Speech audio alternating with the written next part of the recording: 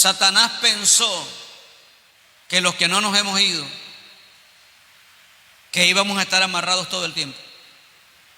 Se equivocó Satanás. Se equivocó el diablo. Porque los que estamos aquí no dependemos de un sistema. Los que estamos aquí no dependemos de gobiernos. Los que estamos aquí tenemos un solo Señor y solo delante de Él nos doblamos. Ese se llama Jesucristo. Ese es el Rey de los Reyes y es el Señor de los Señores.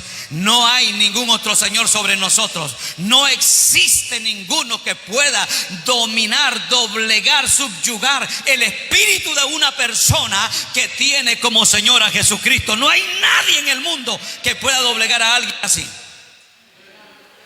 El infierno tiene que entender, todos los brujos en este país, como los que se unieron para matarme en el reparto chico, los que se unieron para arruinarme y que saben perfectamente que no pudieron hacer nada contra mi vida, y toda esa gente de los pueblos que hoy se disfrazan como de culturas indígenas, culturas ancestrales, concentraciones de diversidad de culturas. Fiándome bien, un día que fui a un punto de Managua y fui ahí a disfrutar con mi esposa una pequeña comidita típica, y en lo que estamos ahí sentados, el Espíritu Santo vino sobre mí y me dijo: entre todos los que hay aquí hay vigilantes. Estos puntos los tienen tomados brujos de Diriomo, de esos pueblos que llaman pueblos blancos. Estos puntos los tienen tomados, son vigilantes para controlar la ciudad.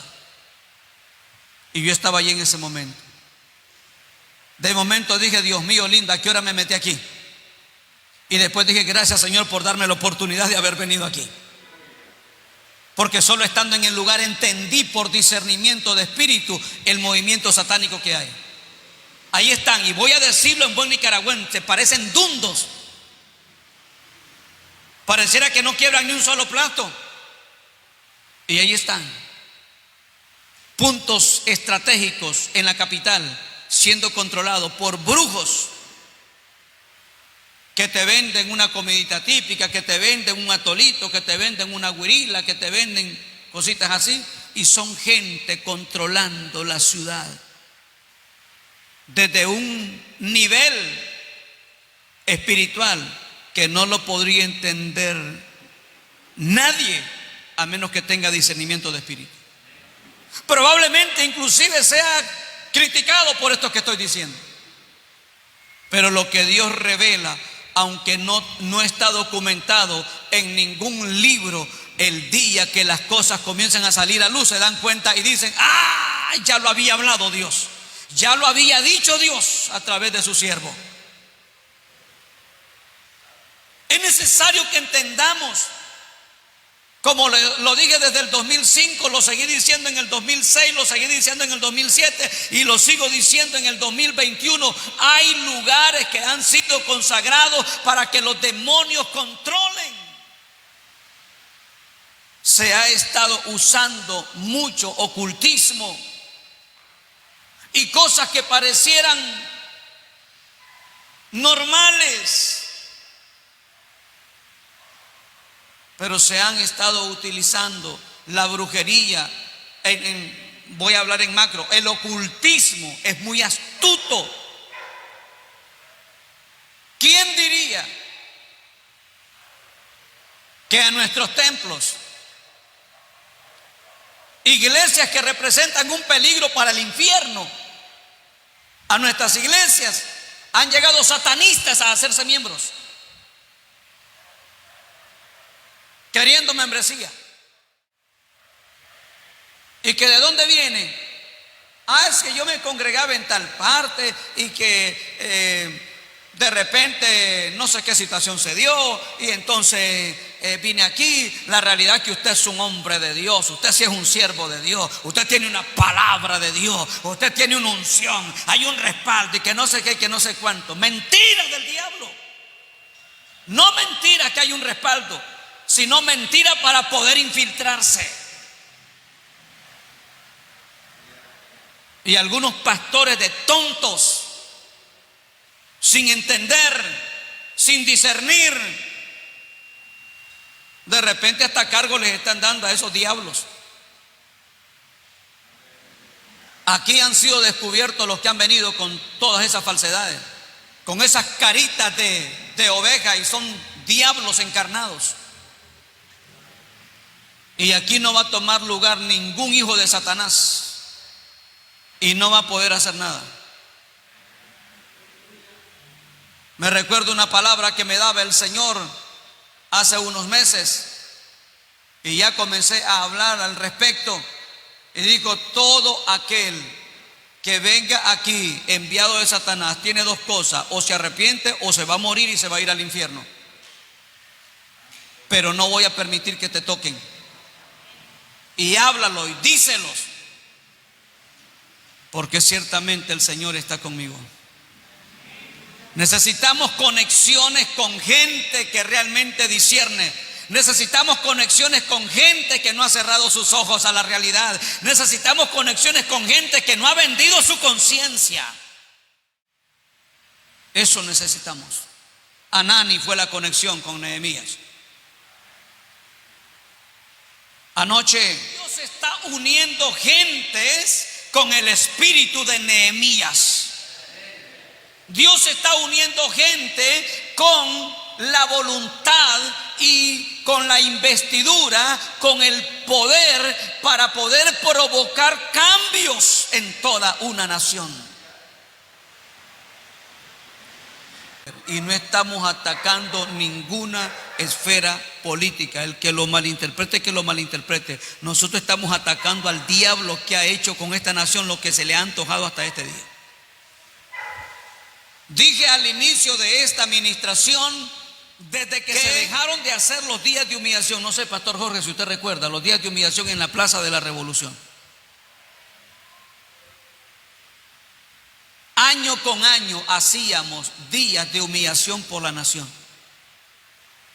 Esta nación tenía un mover poderoso. Éramos atractivo de avivamiento espiritual en todo el continente. De repente dejaron de hacerse los días de humillación. Y me recuerda hace unos años cuando me dijo el Señor que había un día asignado para la nación como Día Nacional de Oración. Hablé con autoridades eclesiásticas, motivándoles y diciéndoles: yo no tengo poder de convocatoria, ustedes sí lo tienen. Convoquen al pueblo a un lugar. La Constitución nos respalda que hay un Día Nacional de Oración, así como hay un Día Nacional de la Biblia. Y ahora hay día para todos. Ahora hasta celebran el Día de la Diversidad Sexual.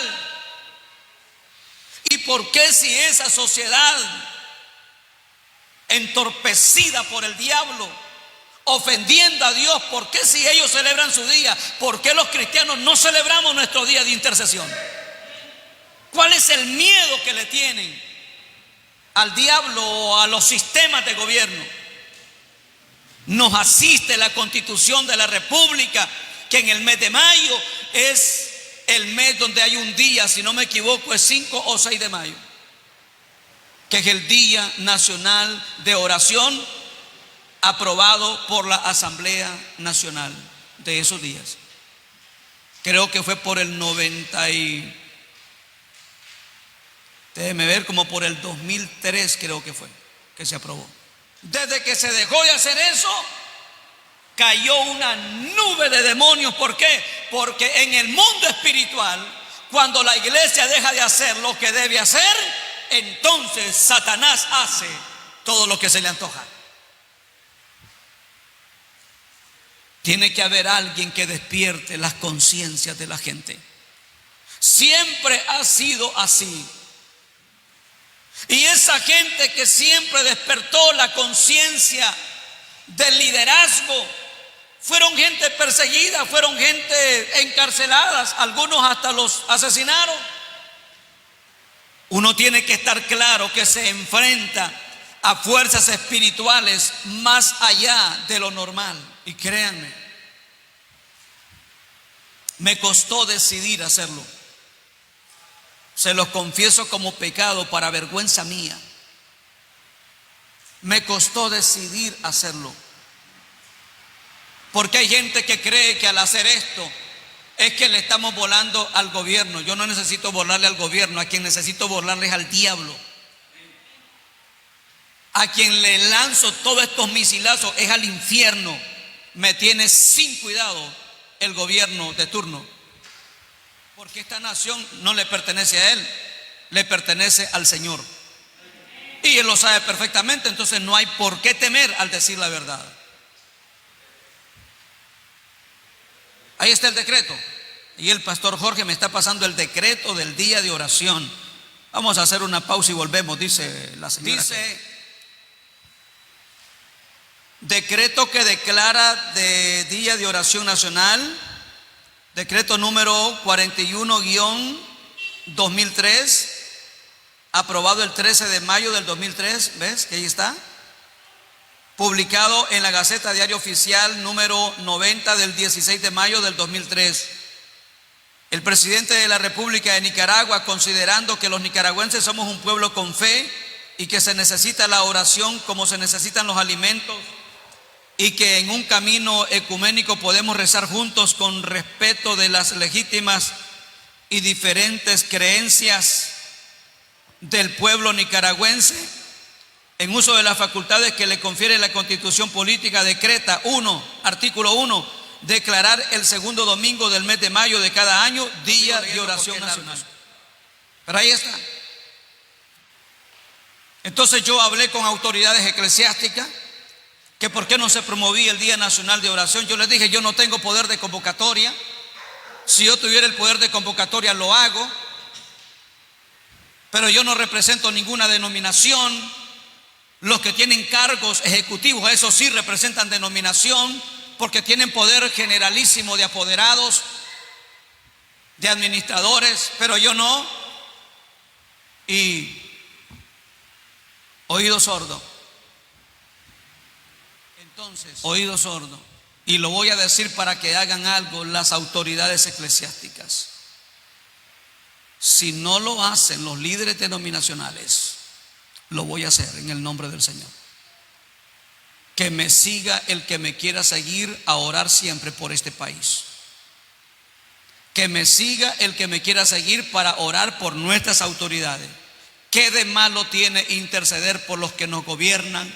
¿Qué de malo tiene interceder por nuestra patria? ¿Qué de malo tiene interceder por nuestra agricultura, por nuestra ganadería, por nuestra maquila?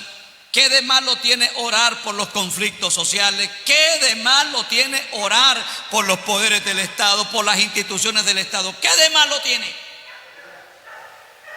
Aparte que nos asiste la palabra de Dios de orar, escuche esto, por los que nos gobiernan, por los que están en eminencia, para que vivamos quieta y reposadamente. Aparte de que nos asiste la palabra de Dios, en ningún lugar trae daño cuando un pueblo se une a orar por su nación. Así que prepárese, usted que está aquí hoy, ustedes que son unos cuantos, los que están conectados y que tal vez son unos cuantos ahí en sus casas, en sus templos, prepárense, porque de que viene el Día Nacional de Oración como debe hacerse, de que viene, viene. La ley nos faculta para hacerlo y la investidura del cielo nos da el poder para lograrlo también. Así que si alguna autoridad eclesiástica no lo hacen, les aseguro que yo sí voy a enviar solicitud al gobierno que esté de turno para que nos cedan el mejor lugar para orar, porque como ciudadano tengo el derecho también. Tengo el derecho para hacerlo. Entonces necesitamos que siempre haya alguien que nos conecte con la realidad. ¿Por qué no hemos tenido quietud? ¿Por qué no hemos vivido de manera reposada según la Biblia? Por la falta de oración por la nación, por los que nos gobiernan, porque la Biblia enseña que al orar por nuestros gobernantes, entonces el resultado va a ser vivir quieta y reposadamente. ¿Qué les parece? Ay, pastor, pero es que yo no oro por eso porque no son los de mi partido. No dice eso la palabra de Dios. No importa quién esté gobernando, el pueblo de Dios tiene que aprender a orar por todos. Por todos. Hoy oramos por los rojinegros, puede que mañana oremos por los rojos. A lo mejor un día de tanto oramos por los amarillos o por los verdes o por los azul y blancos, por los azules, por los blancos. Yo no sé si hay negros. No, negro no hay.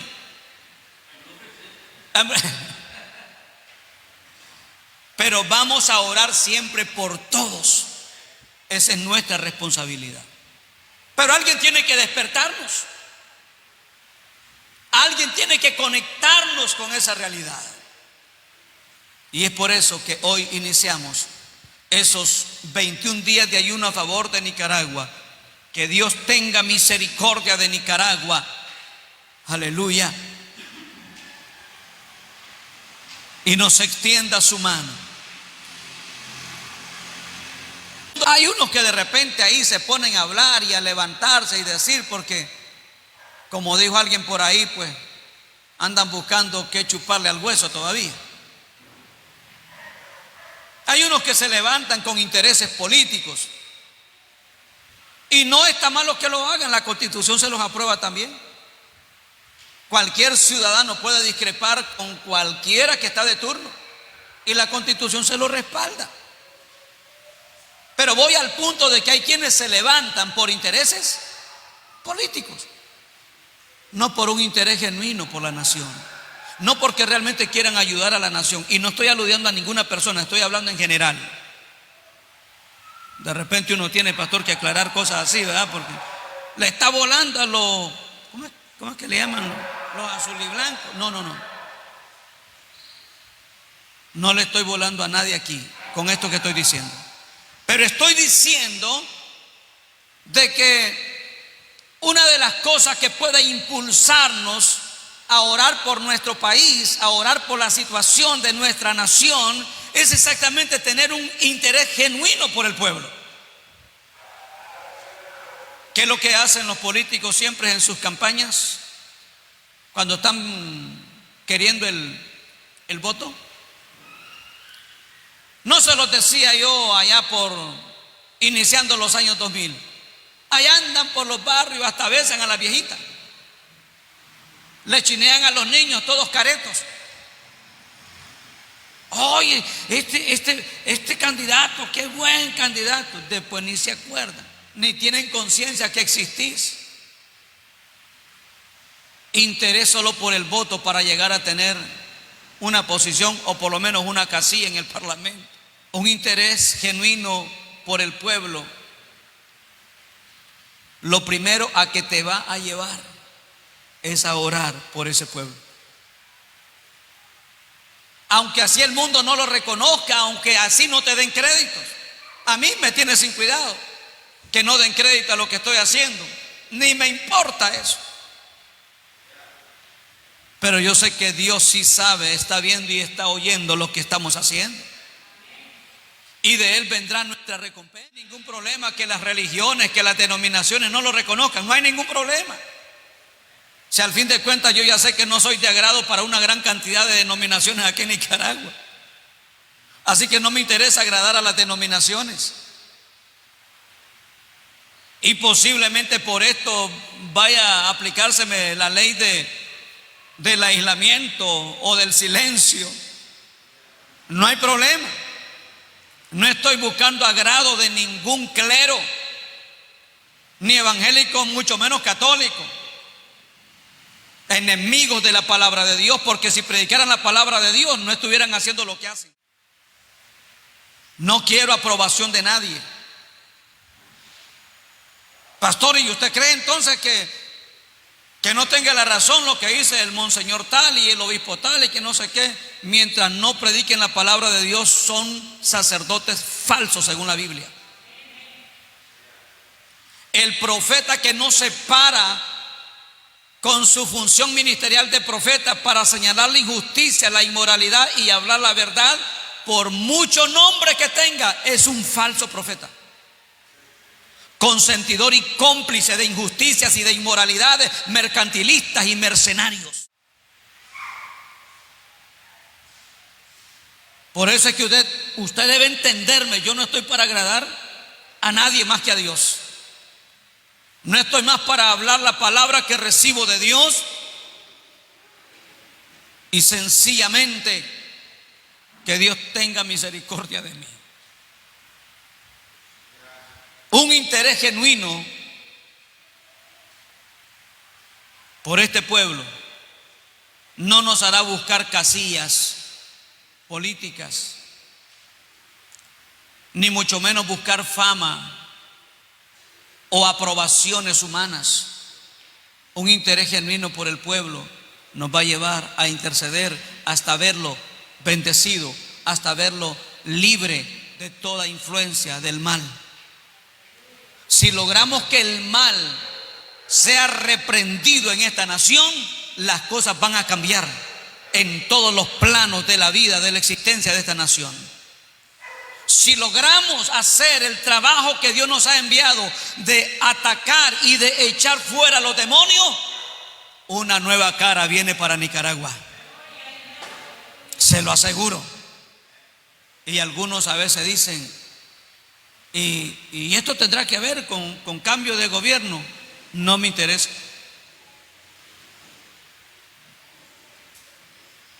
Esto tiene que ver con cambio profundo en la vida espiritual de la nación. No estoy hablando de cambios de gobiernos, estoy hablando de cambio en la vida espiritual de la nación. Y si a Dios le place hacer otra cosa, que la haga. Él es soberano y Él es el que pone y Él es el que quita a los que nos gobiernan. De ahí yo no tengo nada que ver en eso. Entonces necesitamos entender que cuando se necesita restauración en una nación, esto no puede ser posible si no hay clamor a Dios, si no hay humillación a Dios. No puede ser posible.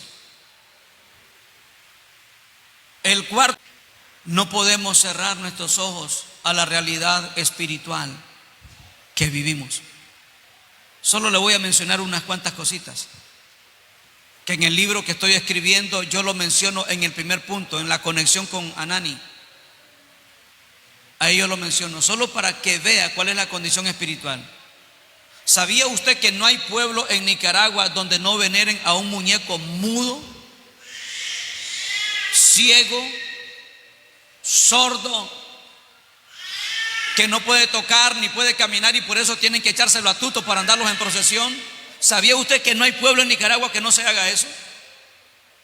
Eso solo te demuestra la decadencia espiritual de una sociedad que desconoce la verdad o que no quiere vivir conforme a la verdad de la palabra de Dios. ¿Cuántos puestos de brujería hay en esta nación? ¿Cuántos pueblos están siendo controlados por un brujo que ha llegado?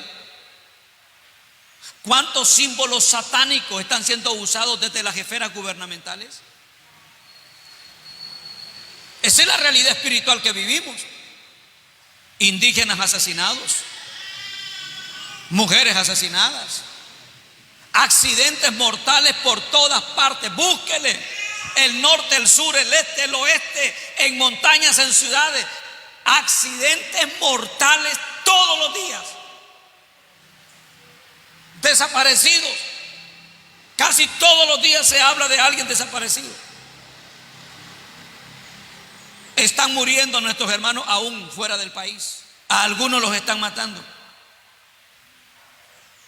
¿Qué te demuestra eso? El imperio de la muerte, ¿cómo se ha desatado? El imperio del mundo del ocultismo, ¿cómo se ha desatado? Ahora es tan difícil evitar, como lo dije hace unos minutos que aún a nuestras congregaciones llegan gente que son practicantes de brujería y quieren hacerse pasar como tremendos cristianos. Entonces la condición en que nos encontramos, imagínense a dónde vamos a llegar con tanto problema económico que tenemos. ¿Cuánto cuesta ya un tanque de gas? 500 cuesta. ¿Cuánto cuesta ir a echar un galón de combustible? Con lo que antes podía comprar hasta 2 galones, ahora con costo compra 1. Esa es una clara evidencia de la situación económica que cada día ha ido de picada. Entonces, ¿qué vamos a hacer? Orar por nuestra nación. La situación que vivimos no es favorable desde ningún punto de vista. Cada día nos estamos enjaranando más y bueno, los gobiernos tienen que actuar, tienen que hacer algo ellos. Y entonces préstamo por un lado, préstamo por el otro, pero ¿quién paga eso? Lo pagamos nosotros, de nuestros impuestos que van al erario público, y de ahí es donde se puede ir pagando deuda. Imagínense ustedes una deuda de 130 millones de dólares. 130 millones de dólares, divídalo entre, vamos a redondear, entre 7 millones de nicaragüenses, que todavía no somos 7 millones. Divida 130 millones entre 7 millones.